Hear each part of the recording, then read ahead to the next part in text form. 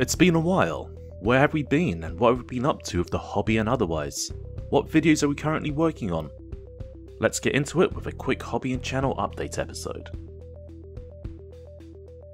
Summer is usually a crazy busy period for us, particularly with my real life career, which in terms of hours tends to peak in the middle of summer with 12 to 14 hour days 6 days a week, so getting in time to hobby or work on the channel has been extremely limited.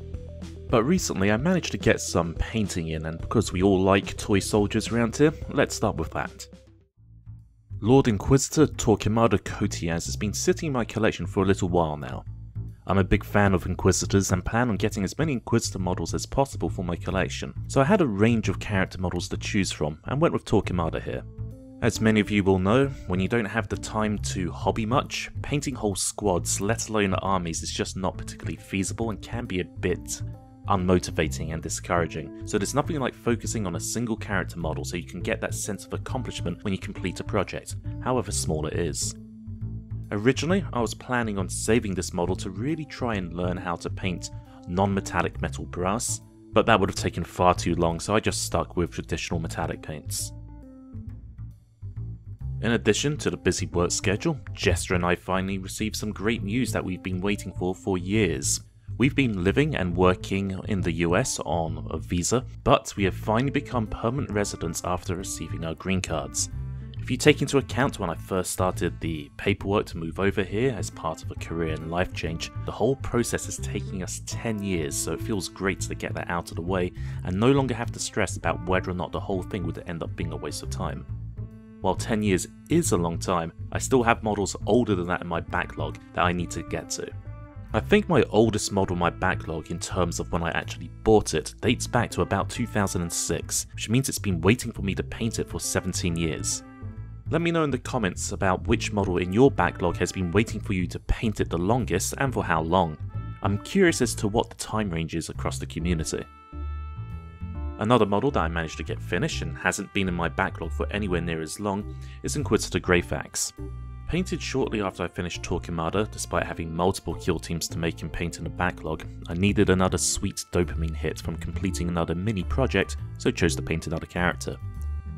I've always been a fan of the model, but not a default colour scheme, so I went with a more traditional black and brown and brass look instead. It changes the look and feel of the model quite substantially to the point where my main use for it is going to probably be as an original character Inquisitor of my own making in one of the 40k role-playing games that I run. Because of the crossbow-looking Condemned bolt gun, and let's face it, the hat, I got strong Van Helsing vibes as I was painting the model, so very loosely based her off Kate Beckinsale's character in said movie and went for an appropriately snowy base. If you're watching this video, you're no doubt aware that summer also saw the release of a new edition of Warhammer 40,000. We did manage to get caught up in the new 40k edition hype. Leading up to the release of Leviathan, I managed to paint the infamous Crash Aquila Lander terrain from the 4th edition 40k starter set, which coincidentally is the last time Space Marines and Tyranids faced off against each other in a starter set, prior to the release of Leviathan. I say the terrain is infamous as it's one of the nicest pieces of terrain Games Workshop made back in the day that never got an individual release. While I was very much in the hobby back when this was first released, I was basically a poor university student at the time, so never got the starter set when it first came out. I ended up picking up this terrain from eBay sometime last year. As for Leviathan itself, I've painted a grand total of one model from it, specifically a Von Ryan's Leaper for our Tyranid army. I'm a big fan of the infiltrator organisms of the Tyranid range, so the Leapers had to be the first models from the set that I tackled. I'll be speaking more on 40k in just a moment.